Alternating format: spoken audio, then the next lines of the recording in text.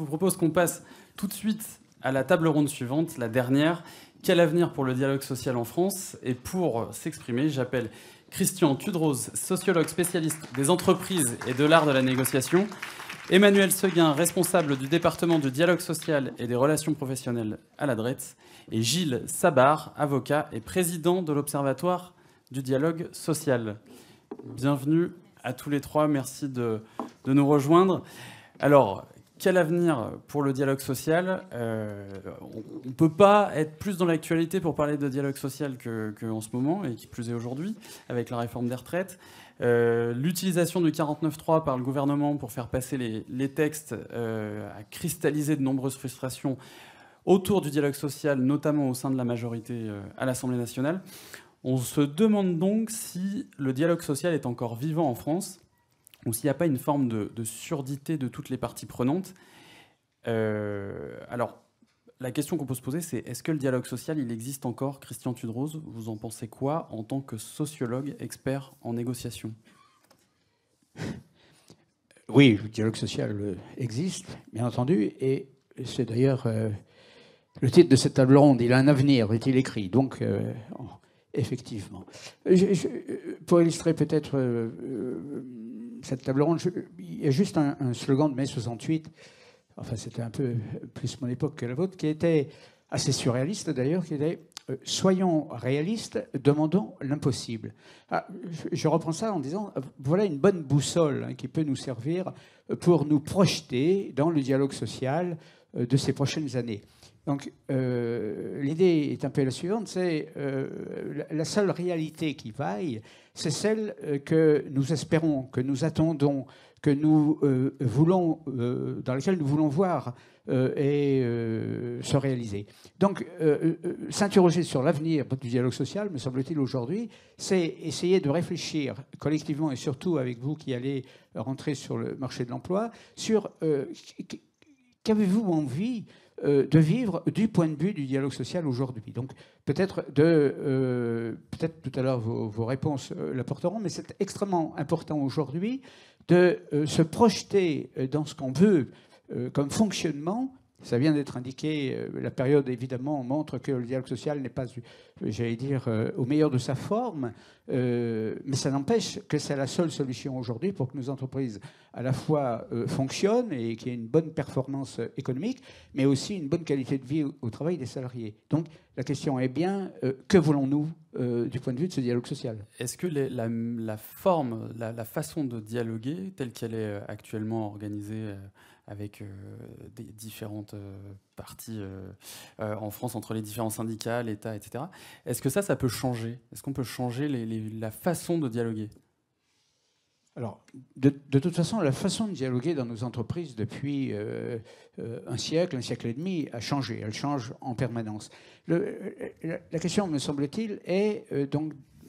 En fait, il y a deux points. Le premier point, c'est de quoi parle-t-on quand on parle de dialogue social? On a un peu tendance ces derniers temps de n'utiliser que cette expression, alors que dans la réalité, en fait, c'est plusieurs composantes, plusieurs activités.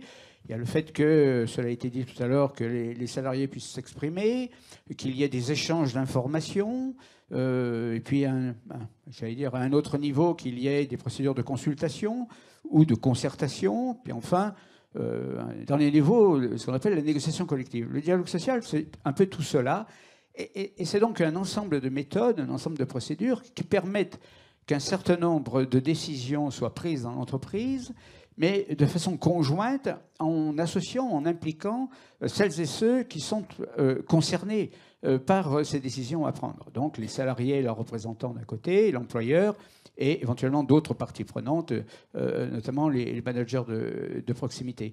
Donc, si on raisonne en termes de dialogue social, c'est une série de méthodes, alors on peut effectivement mieux articuler, selon les objectifs, selon les situations, selon les problèmes à résoudre, mieux articuler ces différentes composantes. Je donne deux exemples.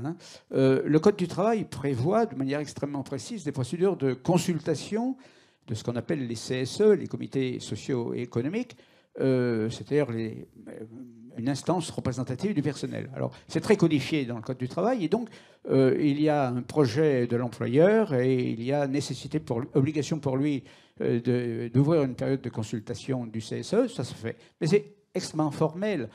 Par contre, si on imagine que les procédures de consultation, c'est pour enrichir la décision de l'employeur, et non pas simplement que l'employeur reçoive un avis négatif de la part des instances, si on se place dans cette question de l'enrichissement de la décision de l'employeur, alors ça ouvre des horizons extrêmement intéressants.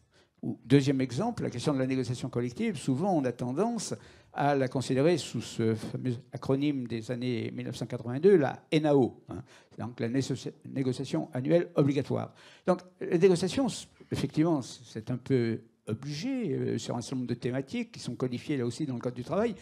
Mais qu'est-ce qu'une négociation collective? C'est avant tout et essentiellement une méthode de prise de décision conjointe sur un certain nombre de problèmes précis qui impactent les actions des uns et des autres, sur le temps de travail, sur l'organisation du travail, sur le travail des seniors, etc.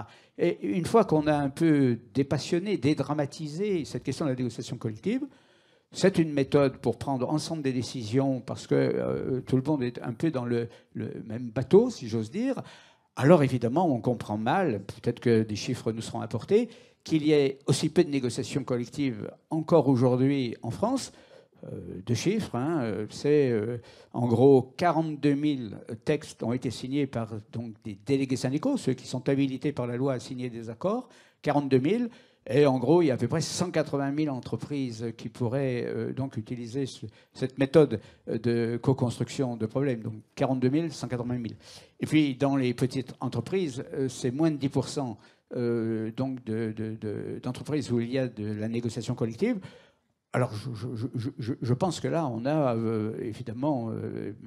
peut-être il ne faut pas trop déplorer cela, puisque précisément on va parler de l'avenir, mais le constat aujourd'hui est assez consternant d'un certain côté, donc il y a peut-être probablement une pédagogie à faire pour que cette négociation collective puisse progresser. Justement, Emmanuel Seguin, vous qui suivez les évolutions du dialogue social dans la région, Christian Tuderos parlait des petites entreprises. Est-ce que vous voyez une évolution? Est-ce qu'il y a des innovations qui sont faites pour améliorer le dialogue social dans les petites entreprises où c'est quand même souvent difficile de créer les conditions du dialogue paritaire? Alors, dans les petites entreprises, il y a des instances qui ont été créées au niveau... Alors, parlez bien dans les petites entreprises, pardon.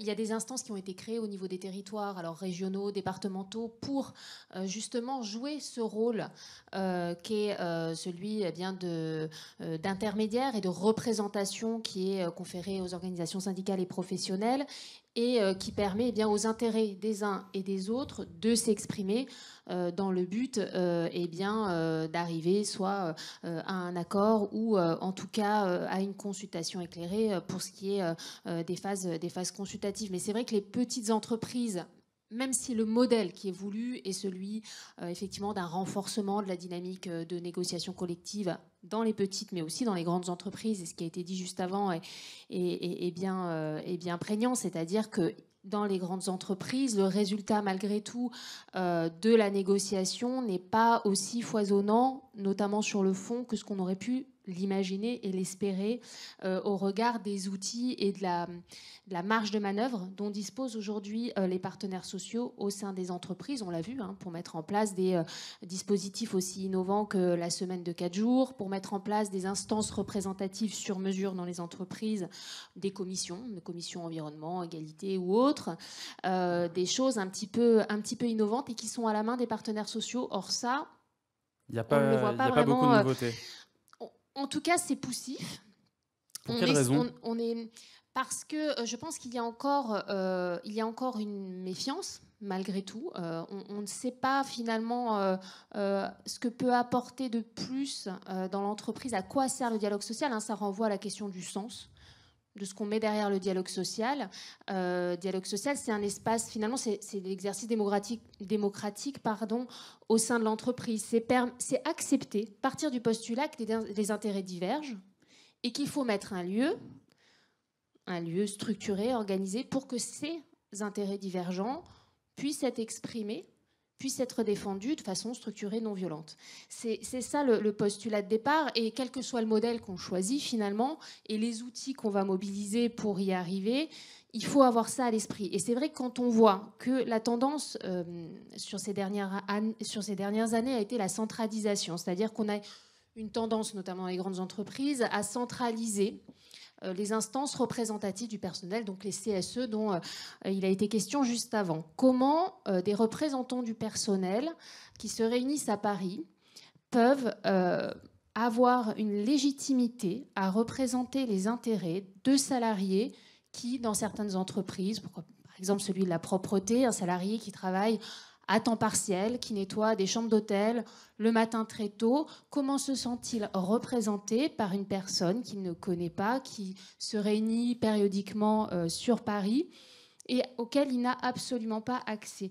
Donc ça pose la question quand même de la légitimité dans ces entreprises-là qu'on veut donner aux représentants du personnel et finalement de la crédibilité qu'on veut leur donner. Ça, en tant que sociologue, Christian Tudor-Rose, la crédibilité des syndicats et l'adhésion aujourd'hui des Français auprès de leurs syndicats, on en est où? Comment ça a évolué, ça? Alors, comme souvent, il y a les verres d'eau, hein, il est à moitié vide, il est à moitié plein. On aura au moins ces deux écoles-là, donc je vais me limiter peut-être à... On dit souvent que le syndicalisme recule. Alors, si vous voulez, oui, et c'est vrai, quand on regarde les chiffres sur 50 ans, le nombre de syndiqués en France s'est divisé par plus de 2, évidemment. Il y a des difficultés de recrutement aujourd'hui, de nouveaux délégués syndicaux, de nouveaux élus dans les CSE, etc., etc. Mais d'un autre côté, on le voit encore hier avec la 9e journée d'action contre la réforme des retraites, les organisations syndicales sont capables depuis 2 mois donc d'organiser des manifestations pacifiques en nombre, de manière un peu, y compris avec des poussettes, des enfants, des belles pancartes, etc.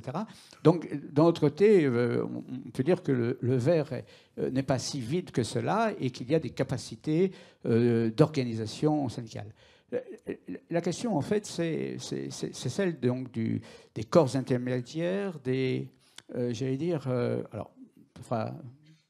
pour Gilles Sobar de MEDEF, une citation donc de Geoffroy Roux de Bézieux, il y a 2 jours, qui, juste avant l'intervention du président Macron, prend soin d'indiquer 2 choses extrêmement évidentes, mais qui prend soin justement, avant l'intervention sur TF1, de rappeler, 1, de faire confiance aux organisations syndicales et aux organisations patronales pour travailler d'abord elles-mêmes seules, donc avec tous les moyens qu'elles peuvent se donner, c'est question du travail.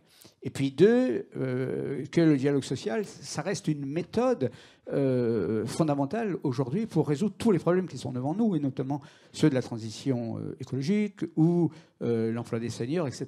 Donc, j'allais dire, de ce point de vue, les organisations syndicales, alors il y avait la possibilité aussi qu'on puisse discuter de la question de l'individualisme, puisqu'il y a cette étude de la Fondation Jean Jaurès. Évidemment, il y a des facteurs qui font qu'il faut, d'un certain côté, refonder sur de bonnes bases j'allais dire, moderniser le dialogue social, qui ne peut plus fonctionner comme il a pu fonctionner il y a 20, 30 ans, etc. Parce que la main-d'œuvre est plus diplômée, la main-d'œuvre est plus exigeante, parce que l'organisation du travail a été impactée, notamment par les questions numériques, mais aussi par le Covid, etc. Et que tout cela est devant nous sur la table. Hein, oui. Donc, c'est moins une question de la force syndicale et qui sont capables d'eux, etc., que de se dire il n'y a pas d'autre solution que de toujours se mettre autour d'une table de négociation et de résoudre ensemble les problèmes qui nous sont communs. Justement, je rebondis sur l'étude de la Fondation Jean Jaurès dont vous parliez, sur la quête de sens en entreprise. C'est aussi la manifestation ce qui est constaté dans cette étude, c'est que la quête de sens en entreprise, c'est la manifestation de comportements sociétaux plus individualistes, tournée vers la recherche de satisfaction et de bénéfices à court terme, engendrant en contrepartie moins d'attachement à des structures comme le travail, qui requiert un effort d'adaptation à un collectif. D'ailleurs, on voit donc que dirigeants, managers, salariés et indépendants cherchent à reconsidérer l'organisation du temps de travail et la place de chacun au sein de l'entreprise. Gilles Sabart, donc, comme l'a rappelé Christian Dirose, vous êtes membre du MEDEF, mais vous êtes aussi président de l'Observatoire du dialogue social. Comment, aujourd'hui, le patronat est prêt à discuter pour répondre aux nouvelles attentes des Français ? Bonjour. Peut-être la première chose qu'on peut dire, c'est que l'entreprise, quand on a peut-être un bon patron, des bons managers, c'est un endroit plutôt sympa. Voilà.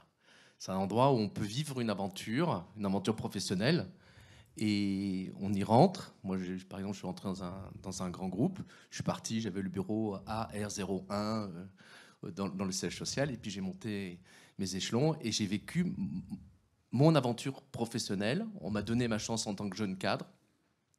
J'ai eu la chance de ne pas faire de télétravail. Alors, sauf si je partais à l'étranger. Mais j'ai eu la chance de, chaque fois que j'allais à la cantine, j'avais un manager ou pas, et avec qui je déjeunais. Et il m'apportait son savoir, il m'apportait sa compétence. Et c'est des gens qui m'ont, pas formaté, mais qui m'ont aidé à devenir ce que je souhaitais devenir, vivre mon aventure professionnelle. Et ça, c'était très intéressant. Et si on doit parler du monde de l'entreprise, allons-y, engageons-nous, travaillons, créons du lien social. Voilà. Ça, c'est déjà, je pense que c'est important. Alors ça veut dire qu'il y a une deuxième question qui arrive derrière. C'est que, moi je dis toujours, le bon sens de l'un n'est pas forcément le bon sens de l'autre. C'est la question du dialogue social. C'est-à-dire que, en tout cas, au MEDEF, nous, on croit qu'on est un partenaire social. On a besoin de partenaires sociaux. On a besoin de personnes avec qui parler. Et ça ne se fait pas n'importe comment. C'est-à-dire qu'on n'est pas dans une négociation sociale ou dans un élément où on doit discuter sur l'anecdote. C'est-à-dire que la personne dit moi j'ai mal au cou de gauche, j'ai ci, j'ai ça. Non, c'est pas comme ça la négociation sociale. C'est qu'on rentre dans un collectif. Et nous, en tant que patron, que ce soit petit ou grand, ça ne change rien du tout. On a besoin d'en face de nous d'avoir des gens qui arrivent à prendre ce collectif. On a besoin d'un capitaine de l'équipe de foot en face. Le capitaine de l'équipe de foot, il doit concilier avec celui qui a tel problème, c'est son intérêt personnel, l'autre c'est son intérêt personnel, il doit créer un intérêt collectif. Et moi, en face, en tant que patron, je dois écouter cet intérêt collectif. Il doit structurer ma négociation sociale. Sinon, je n'ai pas de négociation sociale, je n'ai pas d'endroit où je peux discuter, parce que je vais tout le temps dans l'anecdote, peut-être dans le conflit et le rapport de force extrême, parce que je suis dans l'anecdote. Donc justement, ce qui compte, c'est ce dialogue social, c'est de le construire ensemble. La CFDT, fin novembre 2022, elle a avancé le chiffre d'environ 300 conflits sociaux en France, soit 2 fois plus qu'en 2021. Est-ce que vous voyez aussi une montée des conflits sociaux en entreprise ? Le conflit social est un des éléments auxquels vous pouvez créer un rapport de force dans la négociation sociale, mais c'est pas le sujet, l'outil de la négociation sociale. Et bien heureusement, la France est un grand pays de la négociation sociale. C'est un pays où, au niveau des branches, c'est-à-dire les branches de métiers, au niveau de l'entreprise, on discute et on a l'habitude de discuter ensemble. Et heureusement, on n'a pas tout le temps des grèves pour créer ce rapport de force et obtenir ce que l'on veut. La France, c'est un pays où on a créé la retraite. C'est quand même des employeurs et des représentants d'employés qui l'ont créé. Ils se sont mis d'accord. Ils ont parlé, chacun a considéré l'intérêt de l'autre, et comme dit Laurent, c'est aussi la question de la bien-être et du repos et éviter les accidents du travail, parce que ça c'était intéressant, j'ai retenu le titre La diminution par 2, pour discuter là-dessus. Le conflit social n'est que le dernier recours dans la négociation sociale. C'est un des outils, mais c'est que le dernier recours. Il y a plein d'outils, et la France est un pays extraordinaire où il y a un vrai dialogue social, une vraie négociation sociale. Et même quand on prend les chiffres de conflits sociaux à l'étranger, on s'apercevra que certains pays en ont beaucoup plus violents. Voilà. Je pense qu'il ne faut pas tomber dans un sujet, parce qu'il y a des manifestations dans la rue, de se dire le dialogue social en France, c'est cette lutte violente de discuter ensemble. Non, ça peut être un dernier recours, ça a son utilité, mais ce n'est pas l'alpha oméga du dialogue social. Justement, on parle d'innovation dans le dialogue social avec, par exemple, des référendums en entreprise, notamment dans les petites entreprises. Est-ce que c'est quelque chose que vous avez déjà vu, Gilles Sabart? Bah, écoute, nous, on a parlé quelques fois dans l'Observatoire du dialogue social. Hein, c'est un des éléments très importants pour nous. Alors, pour une petite entreprise, quelquefois, ils sont obligés de passer par le référendum d'un point de vue légal. Sur le deuxième aspect, pour les plus grandes entreprises, le référendum, c'est aussi l'arme nucléaire. Il ne faut pas l'oublier. C'est-à-dire que si, en tant qu'employeur, vous employez le référendum, vous pouvez prendre le risque de disqualifier vos partenaires sociaux. Et les disqualifier, ça peut être extrêmement dangereux parce qu'ils ont aussi un rôle de régulation de la violence, quelquefois, ou des gens qui ne sont pas contents. Donc il faut faire attention, le référendum est un des outils, mais attention à ne pas l'utiliser de façon systématique. Il y a aussi, et la démocratie, c'est aussi une démocratie participative à laquelle on peut participer, il y a des gens en face de vous, ne faites pas en sorte de les affaiblir sur un sujet lambda, parce que le coup d'après, vous pouvez le payer 2 fois plus cher, et votre conflictualité, c'est-à-dire que votre conflit social peut être 4 fois supérieur à ce que vous attendez, parce que vous n'avez plus de personnes en face avec qui discuter. Alors finalement, Emmanuel Seguin, justement, est-ce que c'est pas, par rapport à ce que dit Gilles Sabart, est-ce que l'attente, au-delà, on peut discuter de la forme et des outils, est-ce qu'il n'y a pas une attente, un mouvement, une envie des salariés de mieux participer aux grandes prises de décision des entreprises ? Alors, il y a sans doute une envie, mais je dirais que l'envie, il faut quand même la susciter. Et pour la susciter, cette envie, et c'est ce qui va faire qu'effectivement, dans une entreprise, on va avoir des salariés qui vont s'investir, qui vont se présenter, notamment aux élections professionnelles, qui vont prendre des mandats, et puis d'autres pas. Et pour susciter cette envie, je pense qu'il y a il y a au moins 3 préalables.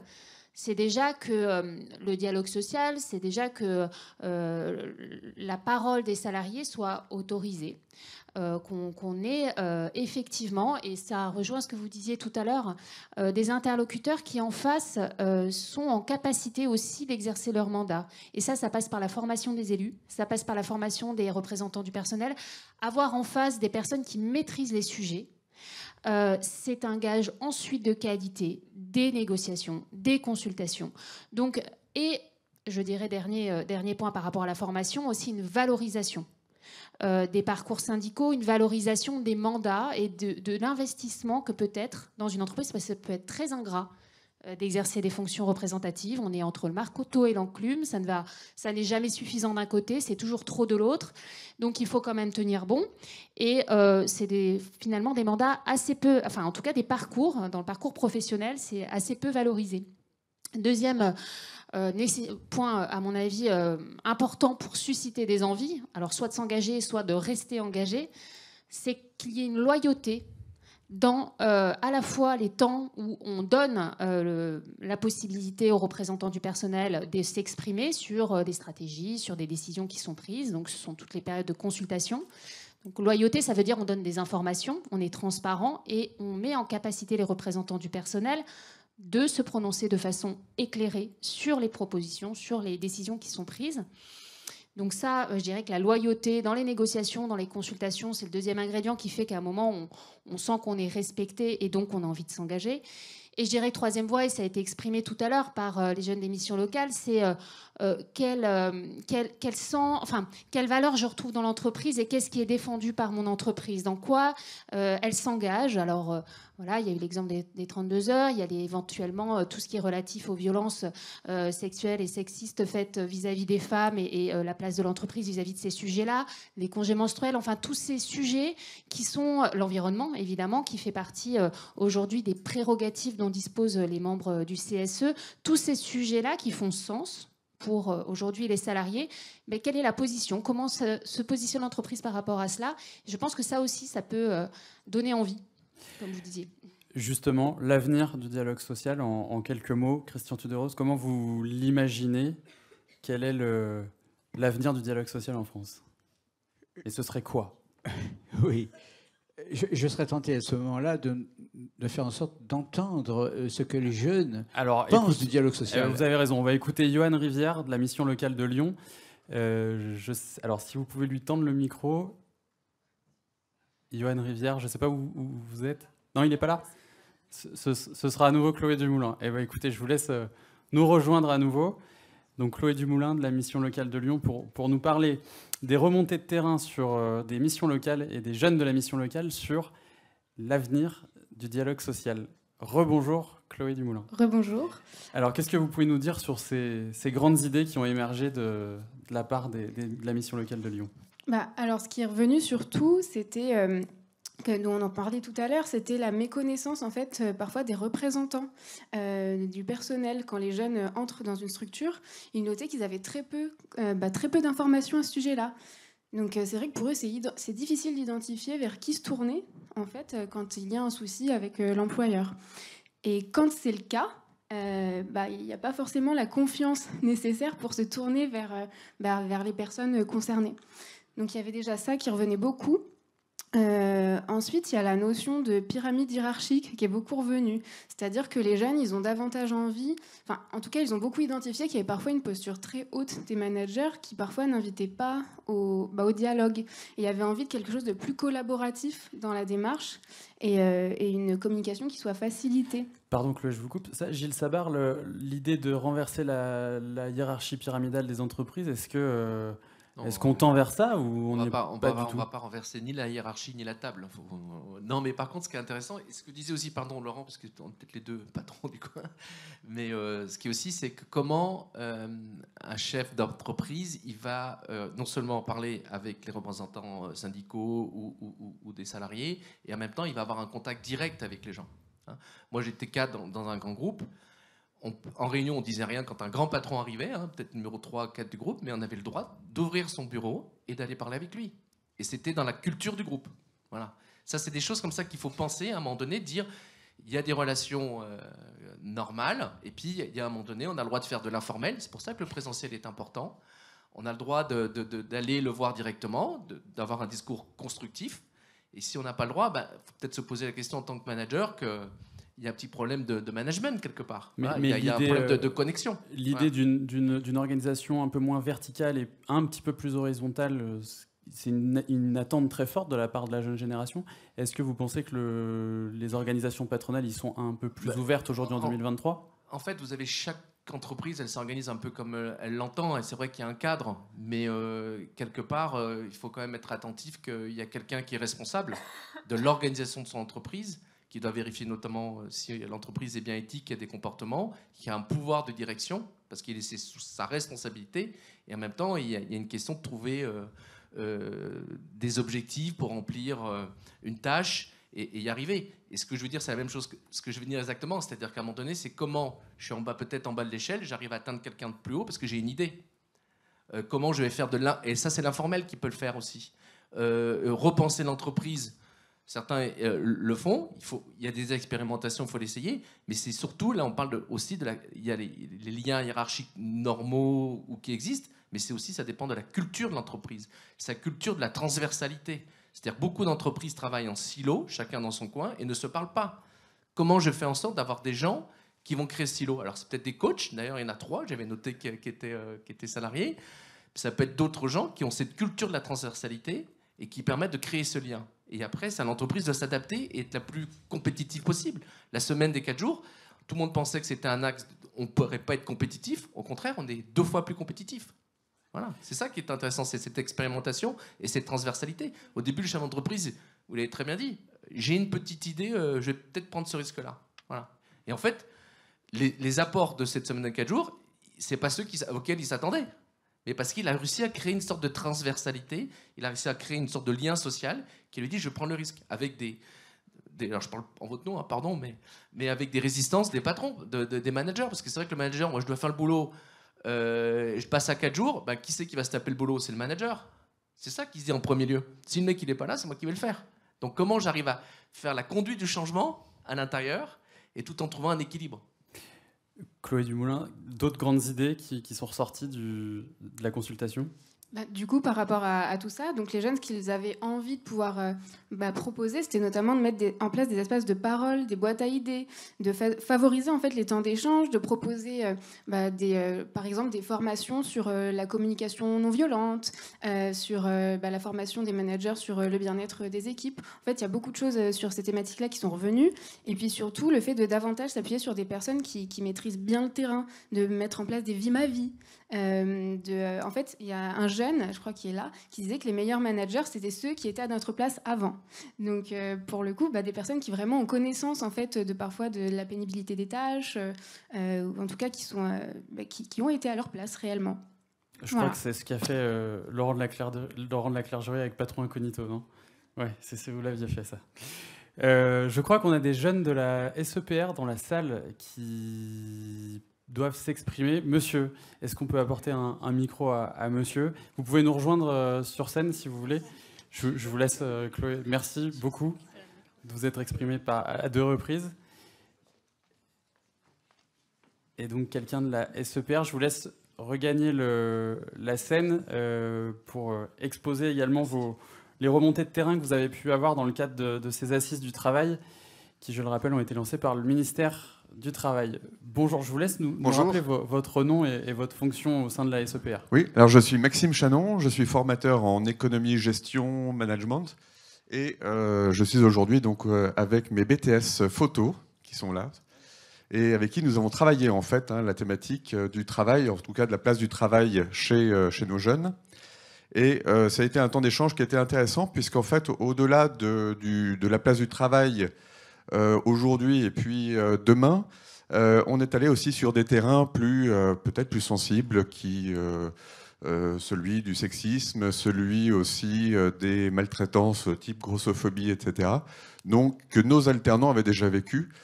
Et ça a permis justement déjà, d'en parler, de pouvoir aussi savoir quelles sont les possibilités, qu'est-ce qu'il faut faire quand on se retrouve dans des situations comme celle-ci, et du coup d'aller voir justement des personnes habilitées, déléguées du personnel, etc. Donc ça nous a permis d'aller aussi sur ce terrain-là.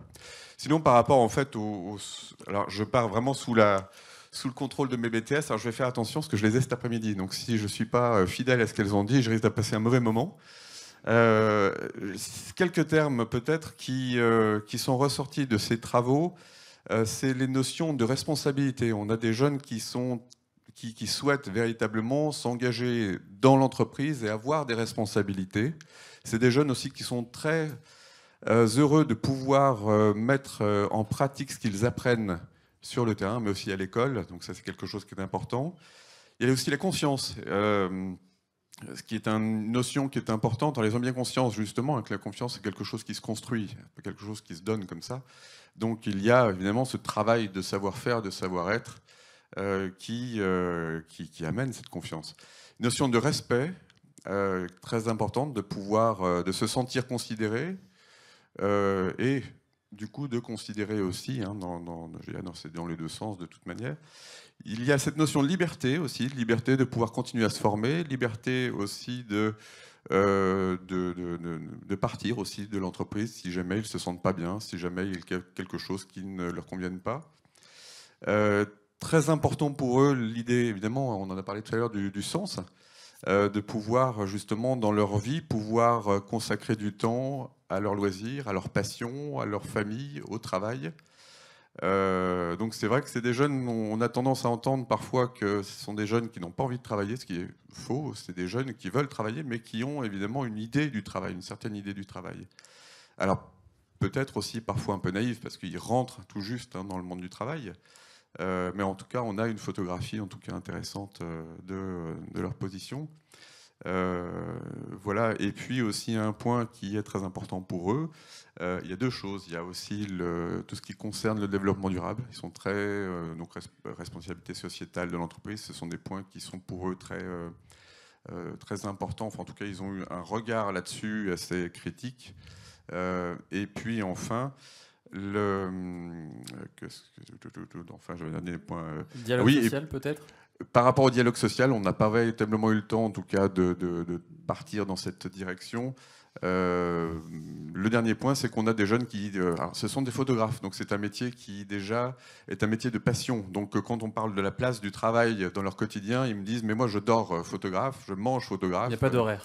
Il n'y a pas d'horaire et c'est une véritable passion, c'est quelque chose qu'ils veulent véritablement donc, développer, en sachant qu'on a beaucoup travaillé sur les différents statuts juridiques et qu'eux, ils conçoivent tout à fait d'avoir un CDI, c'est-à-dire d'avoir je dirais un contrat de travail qui leur permette d'avoir des avantages et à côté de pouvoir être auto-entrepreneur, par exemple, pour pouvoir exercer des passions ou pouvoir avoir un complément de revenu, etc.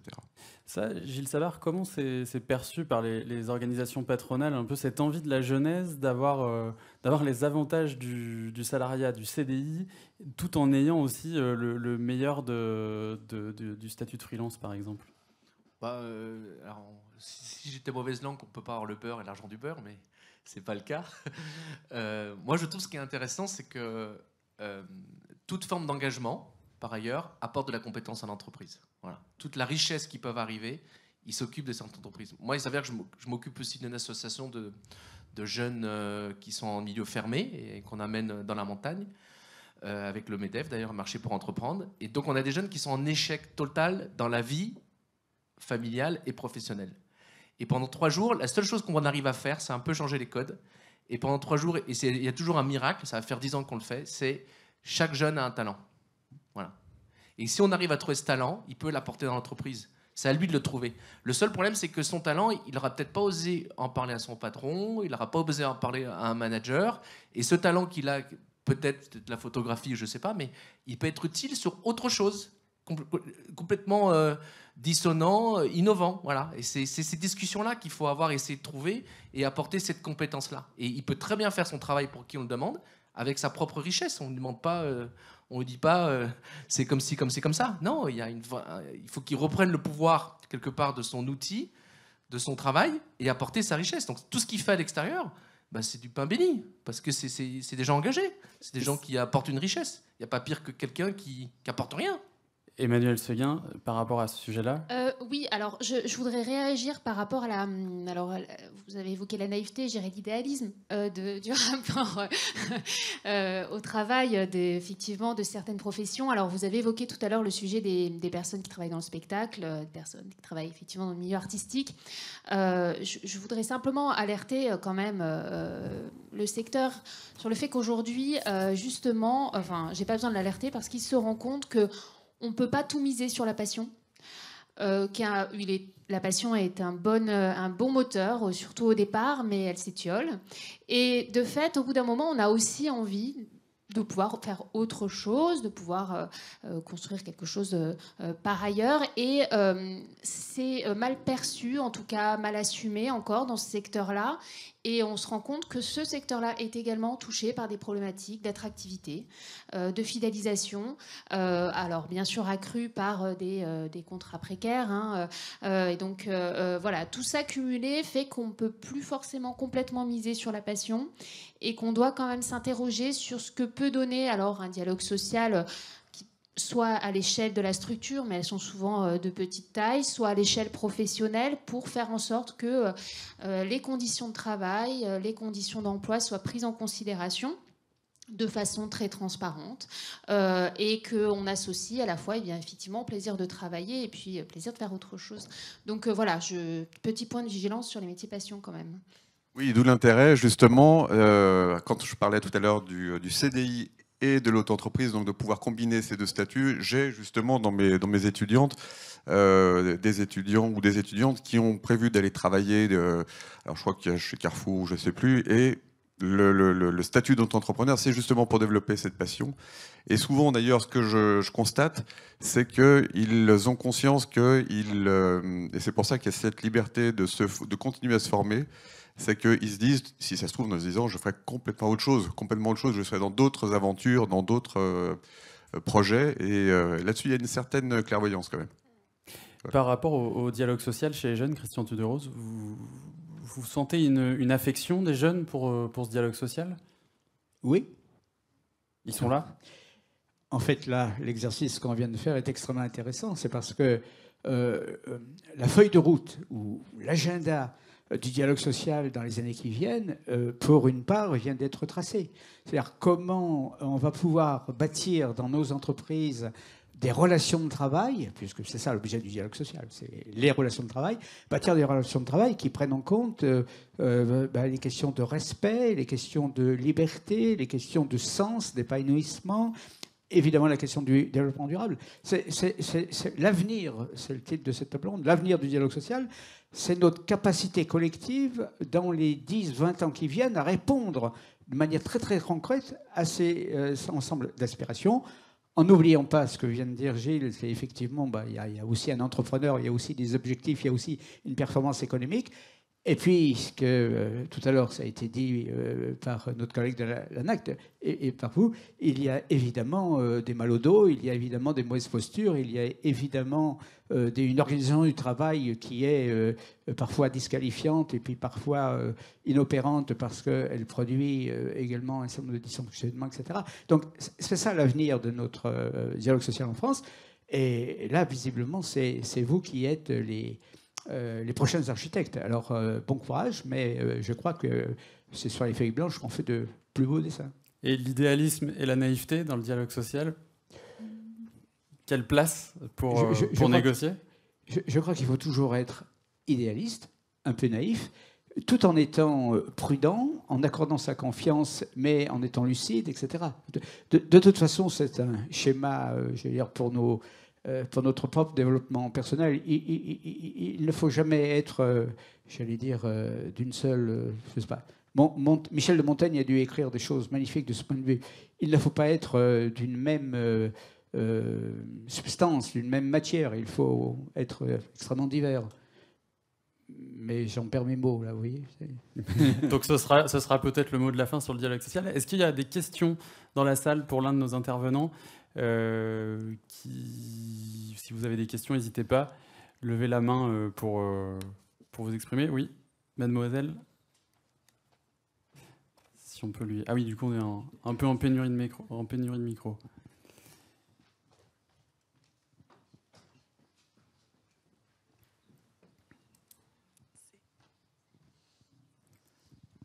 Merci. Ah, monsieur, pardon. Je voyais du coup, pas. Je vais faire... j'ai quelques observations à vous faire part. Déjà, je vous remercie pour ces échanges. C'est en vrai très intéressant. Je vais reprendre certains propos de monsieur Sabar, membre du MEDEF, qui parle notamment du coup, un grand pays de la négociation sociale. Et assurément, c'est vrai. Mais ce qui est sûr, c'est que en fait, c'est un petit peu malgré celui-ci, quoi. C'est grâce à la rue, c'est grâce à la mobilisation, etc. Parce que là, on se rend compte qu'aujourd'hui, on a un événement qui se veut assez important pour l'avenir du dialogue social et que le nombre de représentants syndicaux est de 0, sauf erreur de ma part dans les calculs. Vous voulez dire 0 où ça ? Sur scène. Sur le plateau, ouais. Alors on avait invité la CFDT, ils ont pas voulu il se venir. trouve qu'ils n'ont pas pu être ici ce matin. Voilà. Juste pour votre information. C'est marrant parce que c'est spécifiquement la CFDT, mais du coup il y a d'autres organisations syndicales, on aurait pu imaginer Sud Solidaire, la CGT, mais c'est intéressant quand même à avoir comme information. Parce qu'un représentant syndical aurait lors de certaines précédentes interventions, vantant par exemple alors plutôt, je parle pas de là maintenant par rapport au groupe de BTS, mais vantant la volonté des équipiers de gagner en flexibilité et les mérites en sous-texte du statut de travailleur indépendant.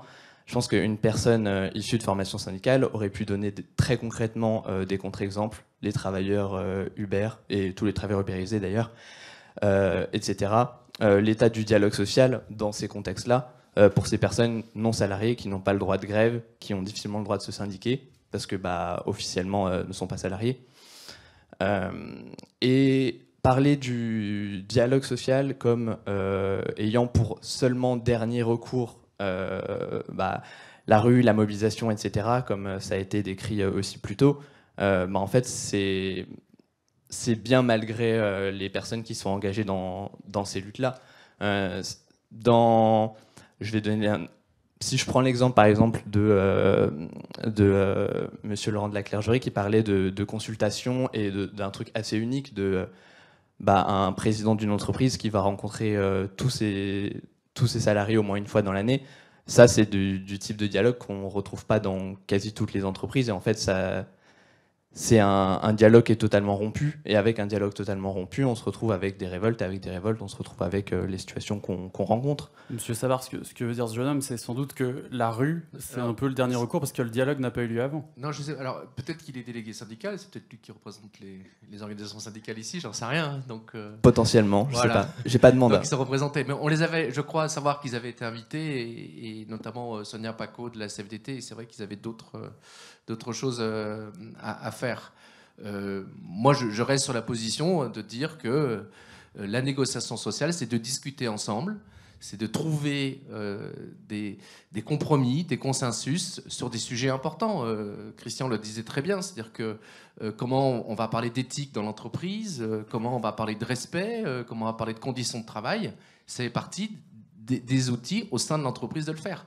Vous citez Uber ou vous citez d'autres entreprises. Nous, en tant que MEDEF, on est pour l'égalité de chaque entreprise face à un marché.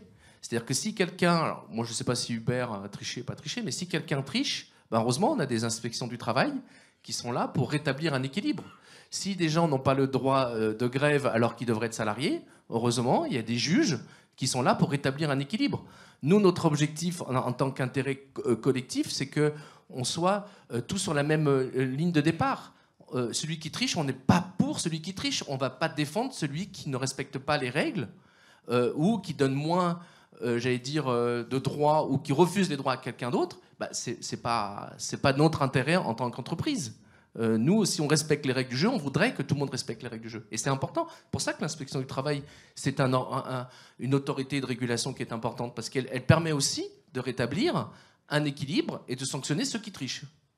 Peut-être que ce que ce jeune homme disait, c'est que là, actuellement, dans la rue, on a les organisations syndicales qui ne se sentent pas écoutées, mais manifestement, le MEDEF n'est pas dans la rue, aux côtés de ces organisations. Donc peut-être que le dialogue social n'a pas eu lieu entre toutes les parties. C'est pas moi, et c'est pas le lieu dans lequel je vais faire un commentaire sur ce qui se passe dans la rue actuellement. C'est peut-être ce que ce jeune homme voulait démontrer. Je vous invite d'écrire un mail au président du MEDEF qui vous répondra, mais moi, c'est pas à moi de le dire. Après... chacun, dans son rapport de force, joue son jeu et il faut le respecter. En tant que MEDEF, on respecte aussi les gens qui vont dans la rue, dans un cadre dans lequel il n'y a pas de souci, c'est normal. Et une grève, quand on est employeur, il faut aussi la respecter parce que c'est aussi un endroit où on a raté quelque chose peut-être, on n'a pas écouté, voilà, il y a eu un trou quelque part, il y a quelque chose qui s'est mal passé et à nous de l'écouter pour trouver une solution après. Et souvent, dans une grève, il faut faire attention parce qu'il ne faut pas aller Christian est bien placé, sur les solutions les plus courtes. Parce que sortir d'une grève, c'est très, très important, c'est très difficile. Et puis surtout, il faut se projeter dans un avenir, pas de court terme, de moyen et de long terme. Parce que quand vous allez créer de la frustration, quand vous allez créer peut-être de la haine, derrière, il faut trouver des outils qui vous permettent d'apaiser un petit peu tout ça. On va juste donner le micro à Dominique Vendros par rapport à la présence des différents syndicats aujourd'hui. Oui, je voulais reprendre là-dessus, parce qu'en tant qu'organisateur, tout ce qu'on fait, on le fait en présence des organisations patronales, des organisations syndicales et des différents experts qui sont venus ici. Donc, les organisations syndicales ont été approchées, etc., sur l'organisation de cet événement et pour participer. Mais comme vous l'avez vous-même noté, on est dans un contexte un petit peu particulier et la priorité aujourd'hui des organisations syndicales, c'est plutôt sur le mouvement revendicatif et elles ne souhaitaient pas être présentes. Mais si ça vous intéresse, on a plein d'autres événements en cours d'année, dont un en octobre également organisé sur le dialogue social en action, où là, on a toutes les organisations syndicales et toutes les organisations professionnelles. Et puis peut-être un dernier point sur les travailleurs des plateformes, parce que c'est vrai que c'est un élément important. Le travailleur des plateformes, déjà, il faut voir, il n'y a pas que Uber dans les plateformes ou Deliveroo, il y a tout un tas de plateformes. Et que même pour ces personnes-là, je dis ça parce que j'ai travaillé pas mal sur ce sujet-là, là aussi, les choses, il faut faire très attention, c'est très ambivalent. C'est-à-dire que On l'a dit beaucoup aujourd'hui, il y a une volonté d'autonomie. Vous avez parlé d'auto-entrepreneuriat pour un certain nombre de personnes. Aujourd'hui, c'est un moyen, on va dire, l'auto-entrepreneuriat pour certaines personnes de se dire je suis maître de mon avenir professionnel. Et souvent, dans certains cas, effectivement, on peut assister à des problématiques de conditions de travail, etc. Mais ça traduit un peu aussi cette volonté à la fois d'être autonome, mais aussi d'avoir les conditions de travail qui étaient autrefois réservées au contrat de travail classique. Moi, j'y vois aussi dans les plateformes, si vous voulez, un indice sur comment peut-être... je ne dis pas que les plateformes soient un modèle transférable, mais en tout cas, je pense que c'est un indice de nouvelles organisations du travail où on cherche en fait des choses qui sont autour de cette autonomie, ces garanties, etc. Et on voit que ça peut très vite basculer dans un sens ou dans l'autre. Voilà, c'est aussi des fois l'inconvénient de l'autonomie. Merci à tous. Je ne sais pas s'il y a une dernière question dans la salle. Madame Péguerwil qui est intervenue tout à l'heure, membre de la NDRH. Pour rejoindre effectivement un point qui a été soulevé, on parle effectivement du dialogue social, on n'axe plus sur les représentants du personnel, mais lorsque des collaborateurs ont le souhait comme ça de faire remonter des points, d'échanger en direct avec la direction, c'est ce qui a été échangé aussi dans ce cadre-là, on est parfois à la limite du délit d'entrave, ou en tout cas on a des représentants du personnel qui sont susceptibles d'avoir peur de perdre un petit peu leur rôle et leurs prérogatives. Donc, comment vous voyez cette évolution, ce mixte entre des communications directes de la direction vers les collaborateurs et puis l'inverse aussi, et puis le rôle des représentants du personnel? Vous posez votre question à qui, madame, ou à qui voudra répondre. Alors, non, mais je pense qu'il ne faut pas opposer en fait les façons d'échanger, de dialoguer, de faire valoir ses positions, ses intérêts dans l'entreprise. Il y a plusieurs modalités. Il y a celle qui est officielle, prévue par les textes. Il y en a deux même précisément. Il y en a une qui donc confère cette capacité aux organisations que sont les comités socio-économiques, les organisations syndicales. Là, c'est structuré. Effectivement, on a des intermédiaires. Parce que des fois, ce n'est pas forcément évident de s'adresser directement à sa hiérarchie pour faire valoir ses opinions. Donc c'est bien le rôle de ces intermédiaires, c'est de permettre malgré tout à cette expression d'avoir lieu en passant par ces salariés protégés. Mais ça n'exclut pas, et ça n'est pas opposé au droit d'expression qui est également prévu par le Code du travail. Alors, pas très connu, pas très usité, mais qui existe, qui est prévu depuis longtemps d'ailleurs dans les entreprises et qui doit permettre à chaque salarié, qui ouvre la possibilité à chaque salarié de effectivement s'exprimer sur ses conditions d'emploi, sur ses conditions de travail. Alors ça se fait sans doute pas n'importe comment, en tout cas pour les entreprises qui le mettent en place. C'est vrai que ce qui est préconisé, c'est quand même d'y mettre un petit peu de structure pour qu'il en ressorte quelque chose, pour que réellement les opinions puissent s'exprimer librement, qu'il n'y ait pas de jugement, qu'il n'y ait pas, qu'on puisse...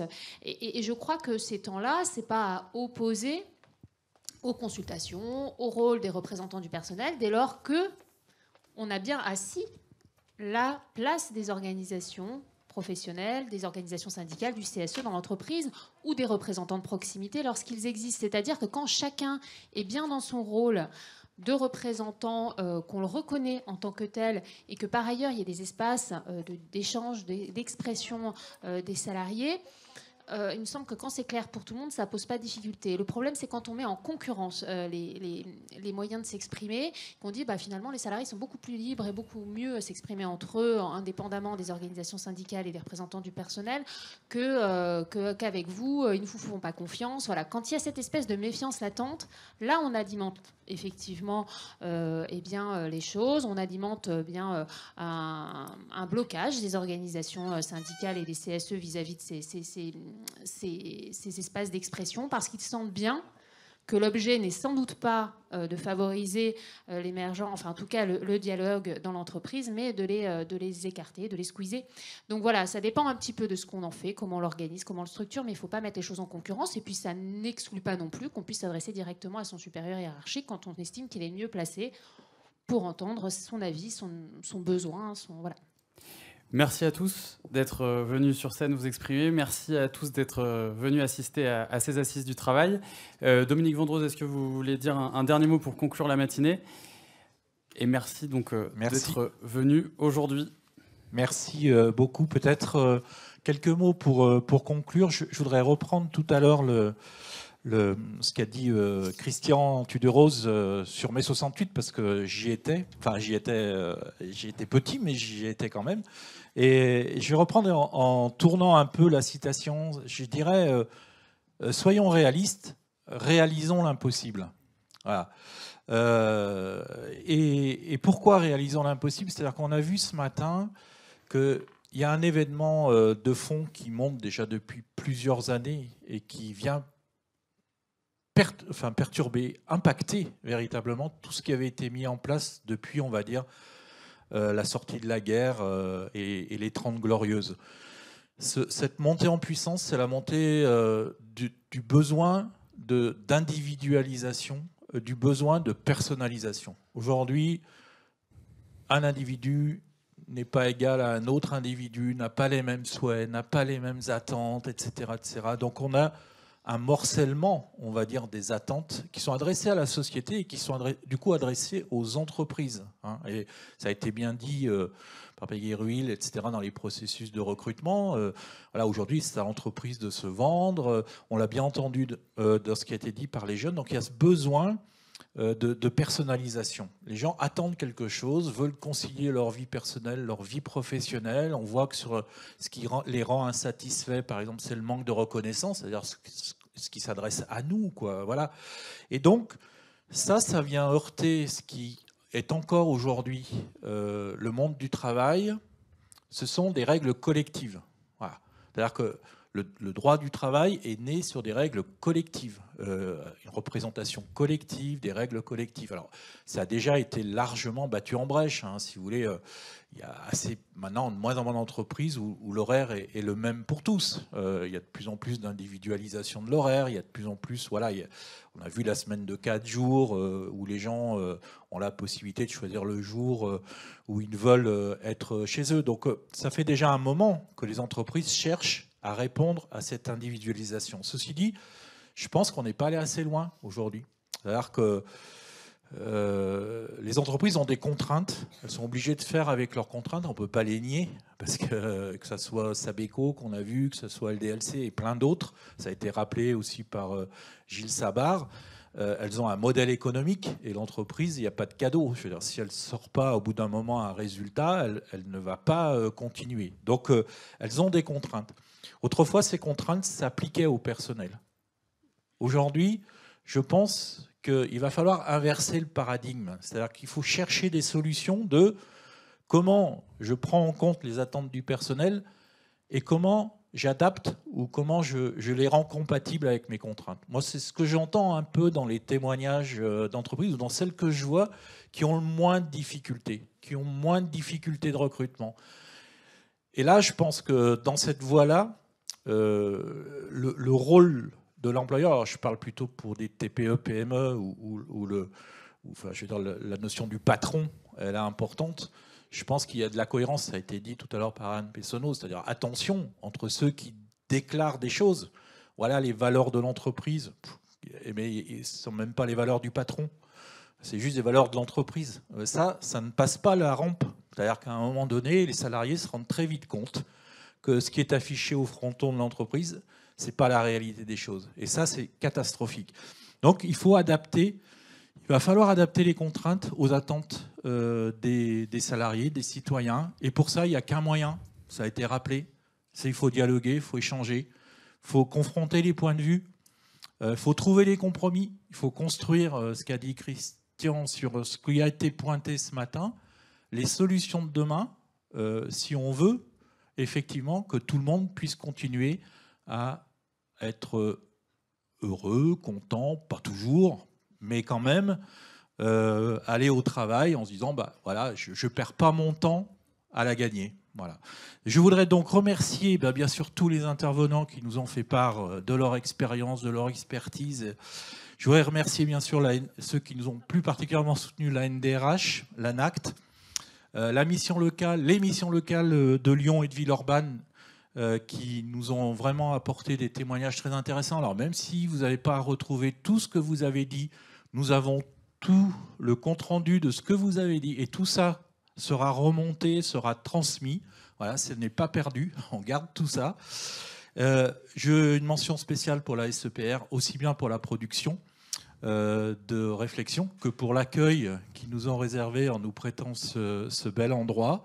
Je remercie bien sûr le groupe EBRA, Le Progrès, avec qui je travaille régulièrement pour organiser des manifestations. Puis je vous remercie tous, vous autres participants, de vous être déplacés ce matin. Vous retrouverez tout ça sur les réseaux sociaux, des articles dans Le Progrès.